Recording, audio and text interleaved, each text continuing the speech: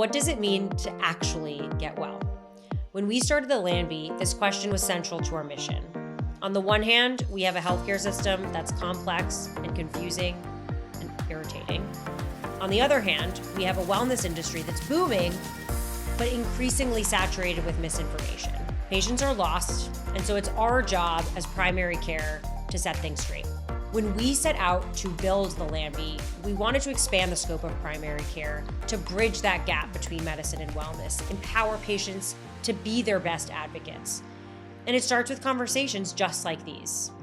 So this is Get Well Better, and I'm Chloe.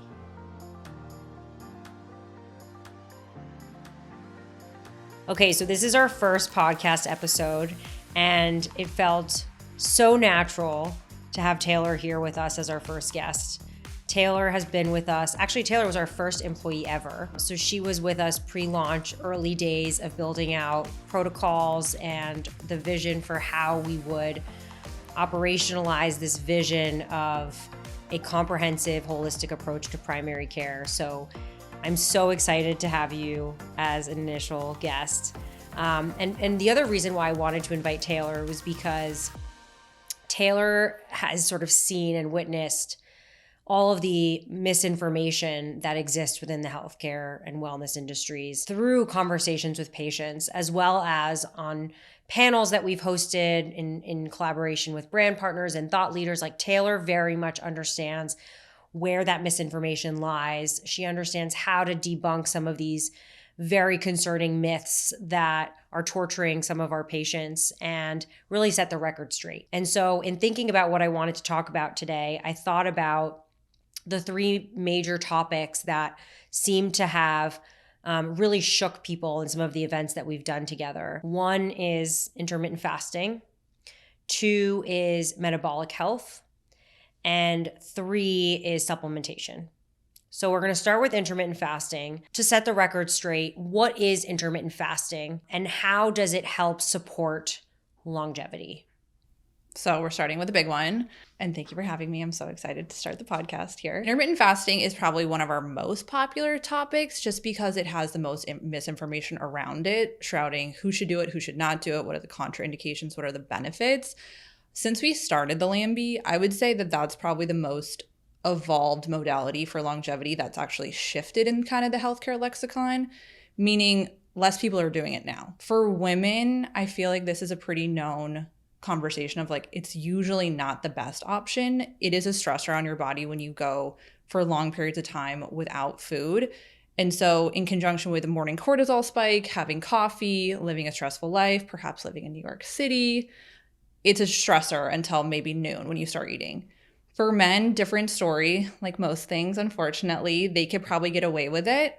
But staying on the track of women, we usually recommend eating breakfast. And if you want to curtail some of your eating windows, it's actually better to do it from the end of your day. So stopping eating 2 to 3 hours before bed. And our clinic classic line for any patient is at least have 12 hours where you're not having food, to go into bed, not digesting, have full metabolic recovery overnight, hormones reset and all that good stuff. From a longevity perspective, honestly, the whole autophagy conversation where your body is kind of scavenging any damaging cells, cleaning things up, there's like a risk reward that we even see with men where are you meeting your nutrient needs from a macronutrient perspective? Yeah. Within this short amount of time, can you get enough protein? Are you suffering from a perspective of like your muscle is super metabolically active? Are you feeding it enough? Mm-hmm. So it's a dance that we do with most members, but one of my favorite things we do here is we meet people where they're at. So if they come in or at some point say, I want to try intermittent fasting, we're there to give them guardrails and information and let them make that informed choice and then follow up to make sure it's a good one for them. But it's such a big topic because it's so individualized. And I think that's why people are like, should I do it? Should I not? Yeah. And still have a huge question mark, even now that it's less popular, I'd say. Yeah. I mean, just speaking personally about this, part of the reason that I founded the Lanby is because prior to ever launching this, I was trying my best to be as proactive about wellness as I could and empower myself with what I was listening to on podcasts. And so I was a huge fan of Mark Hyman and Peter Attia and all of those sort of big legends in the space. And everything that they were talking about was intermittent fasting. And so I was like, okay, this idea of autophagy is so compelling from a cancer prevention perspective that I want to tap into that benefit more so than caloric restriction or anything like that. This idea of like cleaning out the bad was so appealing to me. And so I don't think I was doing 16 hours, but I was definitely doing at least 14 to 15 hours. And I wasn't so hungry. Like it was something that I was able to get through it pretty easily with coffee. But what I didn't realize was that my body was in a state of stress and I didn't feel it. Like there's no way to feel when your body's in a state of stress other than through other symptoms that could be sort of percolating on the other end. And so I obviously lost a lot of weight, which it was not my intention. That also seemed to me to be like a positive effect, which I think it is for most people. Beyond that, like I didn't think that my body was craving more nutrients. And so only until I did lab work did I realize, okay, like my cortisol is not normal. Mm-hmm. And similarly, my hormone levels were not normal. And when I say hormone, I mean my thyroid, my sex hormones beyond cortisol, right? Because everyone knows that cortisol, well, not, but the cortisol is that stress hormone. So I'm curious, when you are trying to establish with patients whether they are a good fit, what are some of the basic criteria that you look for?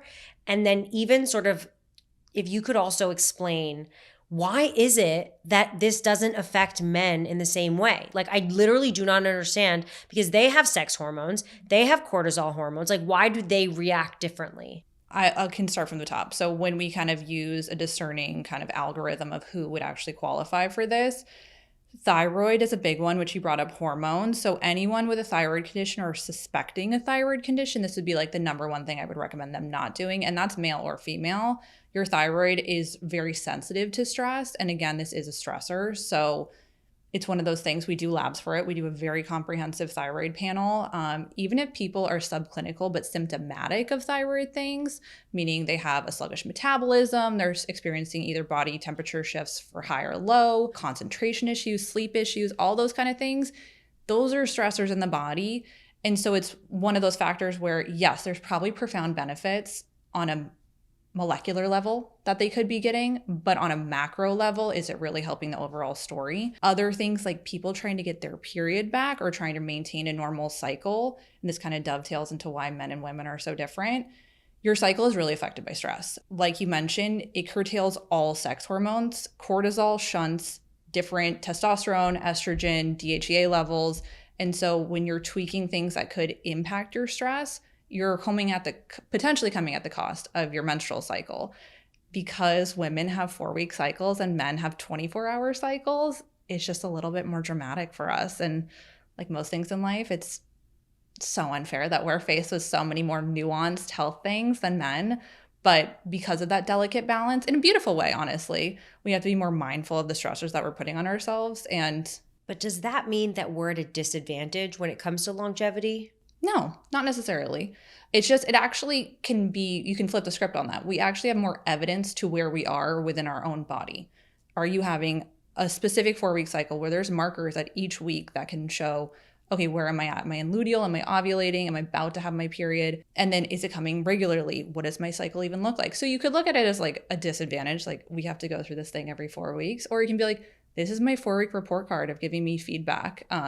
Whereas men, honestly, most men, especially at our practice, don't know they have low testosterone until we check their numbers. Yeah. And they're like, oh, I guess I am a little tired and it has been a little bit more difficult to gain muscle.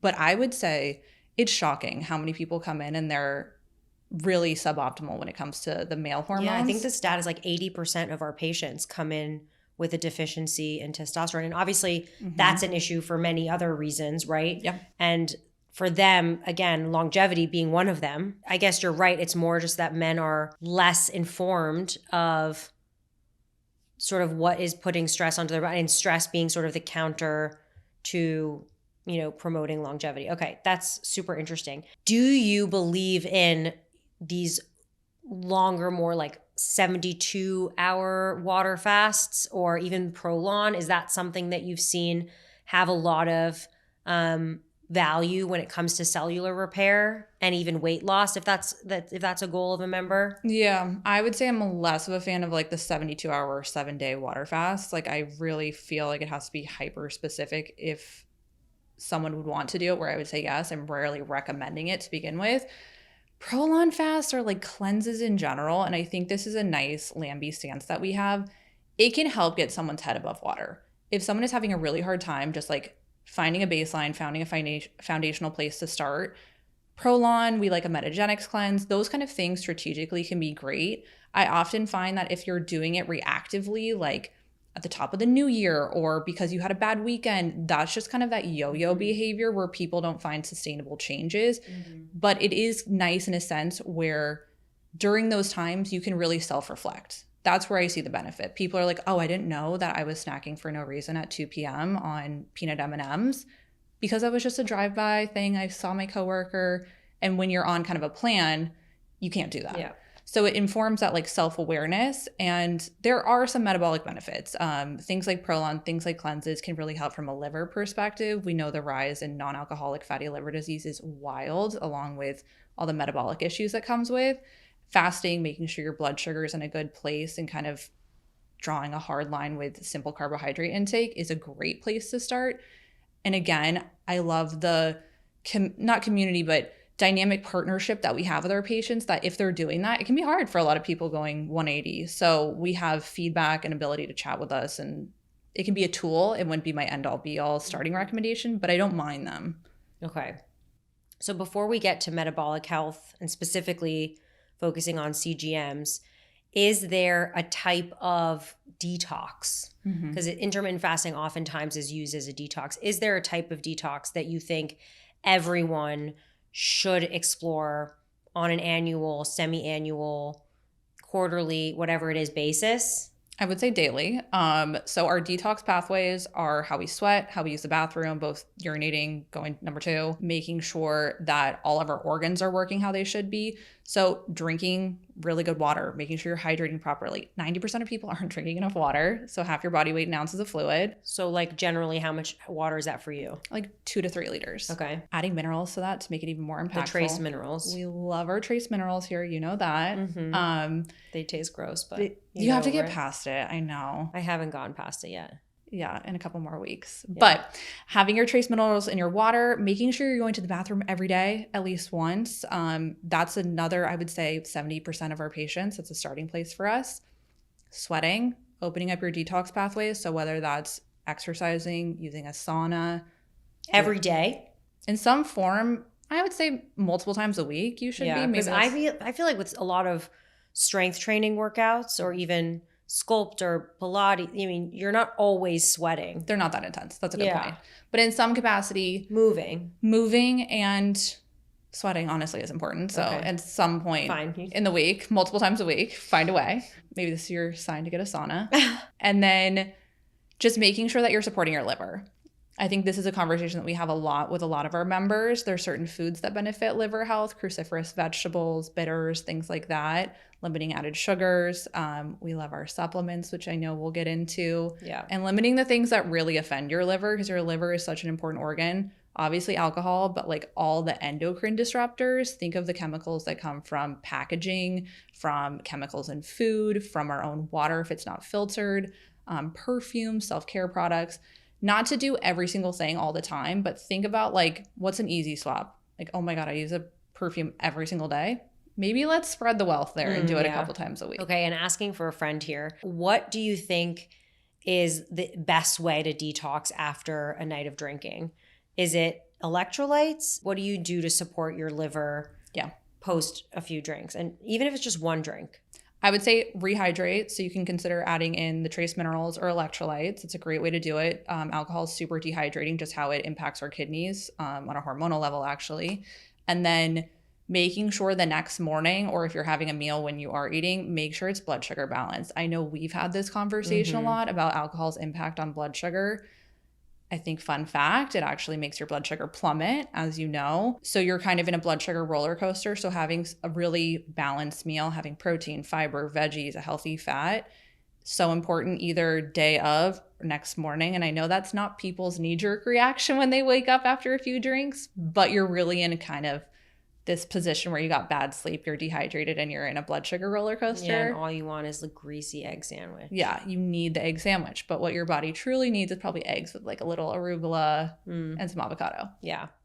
So funny enough, this transitions really nicely into the CGM conversation, because one of the things that I realized when I was on a CGM is that after a night of drinking, the night of, my glucose was pretty fine. It was a little bit more elevated at night than it normally is. But what was really surprising is the following day, what happened to my glucose after a normal meal, like not a heavy carb meal, not a heavy, processed meat. Like I don't normally eat that way, but a meal that would never spike me would all of a sudden spike me so much more than I was used to. And so what I started doing is, especially on vacation, which is hilarious because I remember sending you a picture of myself in Paris where I had this, like, the glucose bitters that I was carrying around everywhere. On her birthday. Because I was drinking every night. And so the next day I wanted to make sure that my blood sugar wouldn't spike after every meal. So before every meal I would have glucose bitters. Is that a hack, or is this just in my head? Because I haven't worn a CGM in a while, so I actually don't even know if it's been working. I probably should go back on one. But like, is there like a secret to the glucose bitters? Yeah. They are. Or like apple cider vinegar. Yeah, those two are really helpful. Two ways. The acetic acid actually helps with glucose sensitivity, which is in both the glucose bitters and the apple cider vinegar, or anything bitter really. It also helps with stomach acidity. A lot of people have stomach acidity issues, which is just like step 3 in digestion.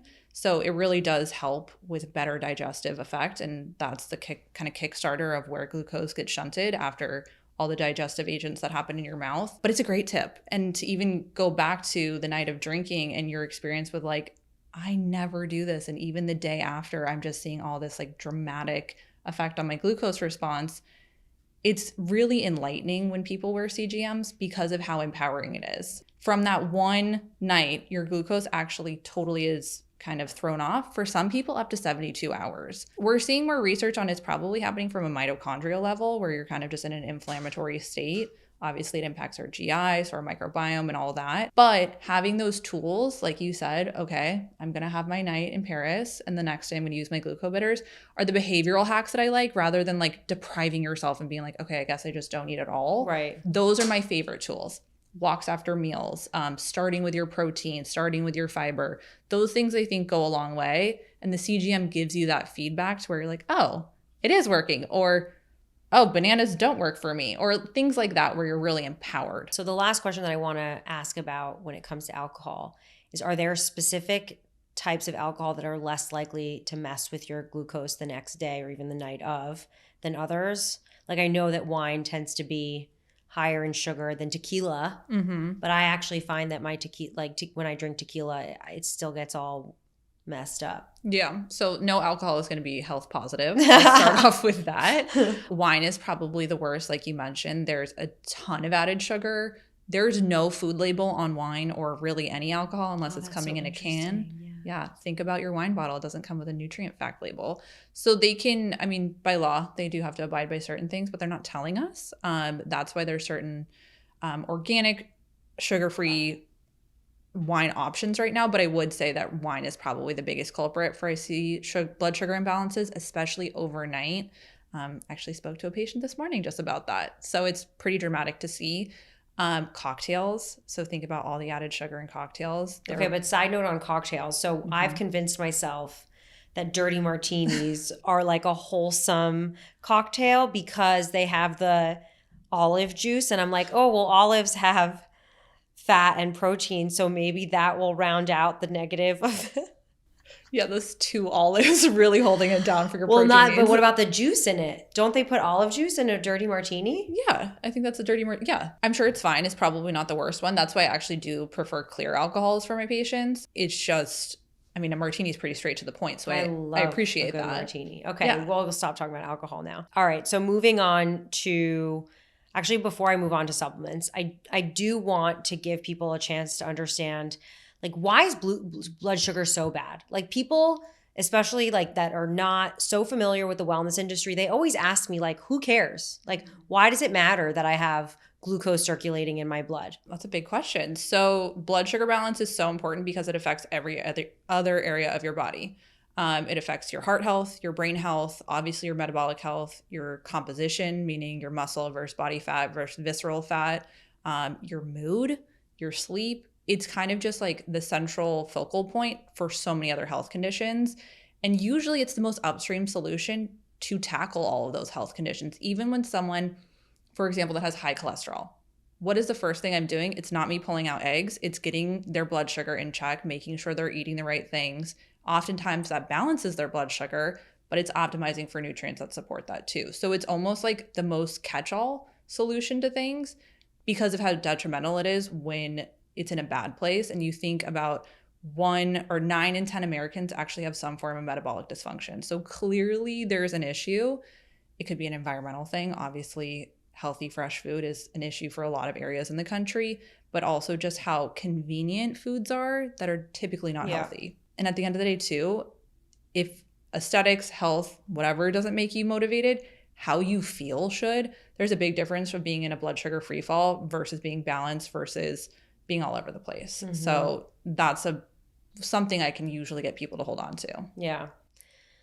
The last thing I'll say about CGMs is that for those people who think that they have their health under control because they eat vegetables, they eat whole foods, they have quinoa and brown rice and all the like things that are touted as wholesome, and then you look at a CGM and you're like, wait a second, this is actually not like lentils. I used to have lentil soup on the regular and suddenly realized that that was causing havoc to my blood sugar. And everyone's different. Like my mom was on a CGM at the exact same time. We had the exact same lentil soup and she had no spike and mine spiked like 40 points. Mm-hmm. I was like, this is insane. Like it's as if I had ice cream. So I've stopped eating lentils, which is terrible. But I think more importantly, there are genetic factors that go into your metabolic health. So it's beyond the decisions that you make on a day-to-day and, you know, the way in which you cook your food. Sometimes like there are factors outside of your control affecting your blood sugar. And until you wear a CGM, you may be completely unaware of that. Mm-hmm. And so I encourage everyone to at least try a CGM and really use it as an opportunity to experiment with all of the things that you at some point eat. Sushi, Thai food, ordering in versus cooking at home, eating a fruit on its own versus with almond butter, eating in the morning versus eating the same food at night, like eating after alcohol versus regular base, you know, eating after a crappy night of sleep.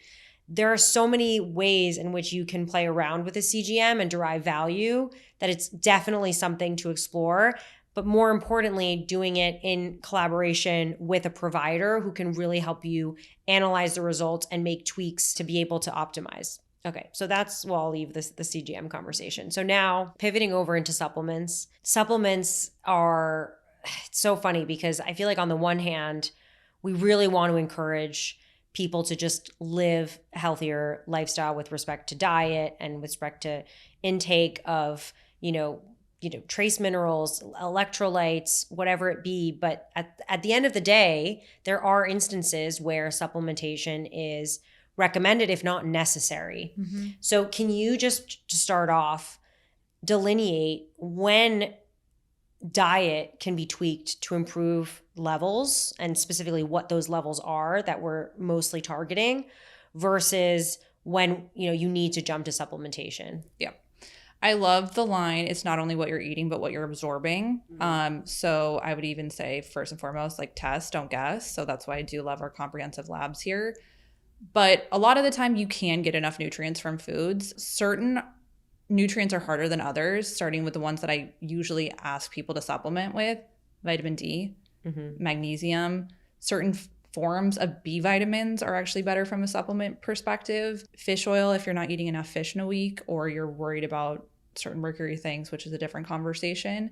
But a lot of the times it's really looking at people's diet and saying, okay, you're eating a lot of vegetables, but let's take a look at what color those are. They're all green. You're only getting those nutrients from the color kind of reveals what other nutrients are in it. So think your bright colored vegetables that are like red or orange or yellow. They have a lot of vitamin A, carotenes in them. A lot of your green and blue and purple vegetables have different nutrients in them too. So it's spreading the wealth in that sense, and then making sure that you're getting enough. There's like a staggering statistic that I think Americans only get like 10 grams of fiber a day, which means that their overall vegetable intake is like nil, meaning they're not getting nutrients from other foods. You can get a lot of nutrients actually from animal proteins, which, you know, I'm a big fan of. High quality animal proteins have iron, B12, they have zinc, all the things that you kind of need for overall health. That's one component. But really, when you look compositionally, you should be hitting the high notes from food and then supplementing. It's in the name, to supplement the nutrients that you're either having difficulty absorbing or just not getting enough of for other reasons. So basically looking at the labs to see where you stand, and then doing an audit of what you're eating to see if that matches up with what your levels are. Because sometimes you may be eating a lot of foods that are rich in iron, right? But you may not be absorbing that iron, and that would show up in your blood work. Completely. Interesting. In terms of supplements that you like why take a bunch of different supplements versus a generic multivitamin? Oh my, I could probably do an hour on this, but I cannot stress enough. Supplement blends are usually doing more harm than good. Whether it be multivitamins are probably really benign, but there are no regulations on supplements. So they could have suboptimal levels for that, whatever nutrients they're promoting in it. It could be a non-bioavailable version of that nutrient to begin with, so you're not even really getting the full impact. And for whatever reason, a lot of supplement companies put in other nutrients like herbal blends or just random stuff like that. Adaptogens that is not really indicated for all people, but the lay consumer honestly doesn't know that. So I really like to be strategic with supplementation. We all do here of we're rarely giving someone a multivitamin unless they have like a ton of food aversions and we're trying to fill gaps in a big blanketed way. I think when people have gut health issues, they're very desperate and they see, oh my gosh, colostrum's going to save everything, or this debloat blend. When you're kind of cycling in new supplements all the time, your body has A, no time to really give you feedback that it's working or not, and B, by introducing all these new nutrients all the time and you're already kind of in a suboptimal GI state, you're causing more harm than good. So that's why I love to be strategic and I love to use brands that are really good. People always ask me like, what X supplement should I get? Just go with the brands that we trust. We love our Metagenics. We love Pure, Thorne, Orthomolecular. These are trusted third-party brands where you're like, okay, I can be confident that what they say is in it. There's no heavy metals. There's actually optimal amounts of nutrients. So we're very specific. And we are marketed a ton of supplements on all forms of media or even in real life. And it's usually not the panacea. That's like my big overarching statement. So what's your favorite probiotic? Just because I feel like everyone thinks they should be on a probiotic. And maybe you can answer that question. Should everyone be on a probiotic? It doesn't hurt if you don't eat any pre or probiotic rich foods, your kimchi, your sauerkraut, Greek yogurt, those kind of things, probably good. Not indicated for everyone. If you have like a SIBO situation where you're always bloated all the time and you're having some issues with bowel movements, a probiotic could actually be worse. My favorite probiotic brand right now is the Omnibiotics. They have certain strains for... Oh, I'm on that right now, actually. Yeah. I wonder why.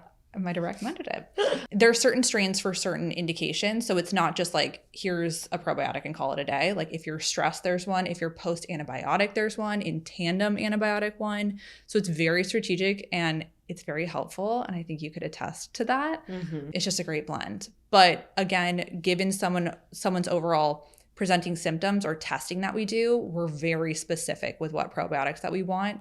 So it's hard to say like, here's one, but I do love Omnibiotics. They have a lot of research to back it and we get good results from them. And when it comes to like vitamin C or general immune health supplements, especially now during cold and flu season, I feel like people are amping up their supplements for immune health. Like, do you think that people on a daily basis at this time of year should be taking vitamin C, zinc, vitamin D, any others that help with immune function? Or do you think that just having a kiwi a day will cure all? It doesn't hurt to have a kiwi a day for multiple reasons. It gets your vitamins. Skin on. Keep the skin on. And Chloe, tell them why.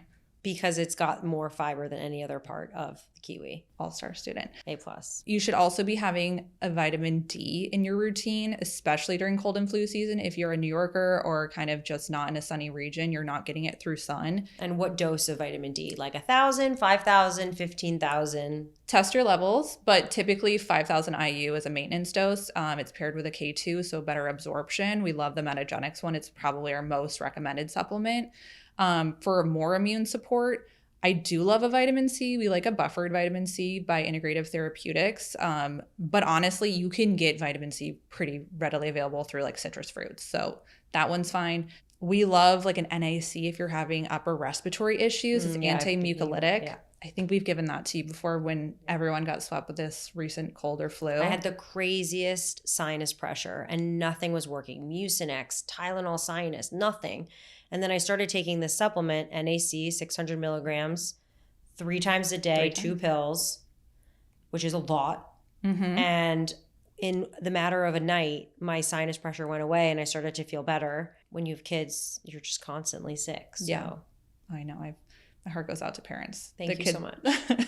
But NAC is one of the best. And then Immunococo is actually a really good mushroom blend. It's a little expensive, so we kind of recommend it strategically, but that is probably the most powerful amino support. So again, when I have parents who have small children that are like, I still need to go into work, like I cannot be sick, it's one of our first line recommendations. I'm forgetting the brand, sorry listeners, but we'll put it in the show notes. Okay. And then for men versus women, and women specifically, prenatal, postpartum, perimenopause, menopause, do you have any favorite supplements for any of those categories? Prenatal to postpartum, I love We Needle. That can be 3 months before trying to conceive. You can get your partner, if they're a male, on the men's prenatal as well. Postmenopausal, there's a Wellness Essentials Women's Prime blend that we love. It supports basic nutrient needs as well as bone health and some more anti-inflammatories. Same for men. There's ones, Men's Wellness Essentials. Men's hormone levels